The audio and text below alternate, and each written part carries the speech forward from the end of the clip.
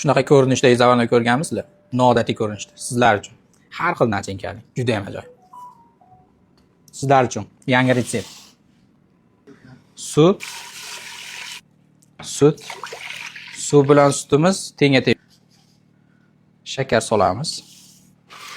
Sariyog' solamiz. Qaynab chiqishi bilan sirazi un.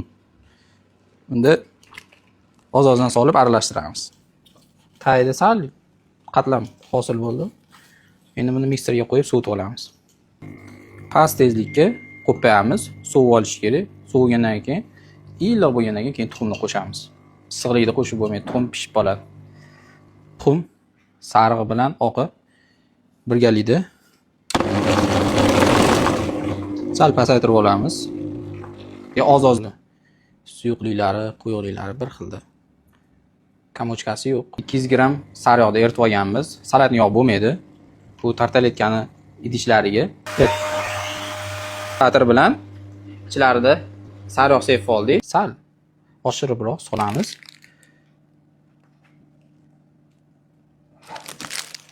Ikki xil gradusda pishadi. 200 va 180 gradusda. 200 gradusda 30 minut, 180 gradusda 20 minut davomida pishirib olamiz. Slivkadan foydalanamiz. 1 kilo. Yarim kilo moloko. Ozgincha vanilin. Muzdek bo'lishi kerak, o'shanda vijrab qolmaydi. O'rta tezlikda yaxshilab oppoq qilib ko'pirtirib olamiz. Oppoq bo'lib ko'pirish kerak. Bundan to'ldirib chiqamiz. To'la qilib yormaymiz. Yana ikki xil nachinkamizni solamiz ichiga. Shunda yana ham zo'r bo'ladi. Ozginchadan karamel solib chiqamiz endi. Undan keyin malina solamiz albatta. Karameldan keyin malina solib chiqamiz. Juda ham ozgina.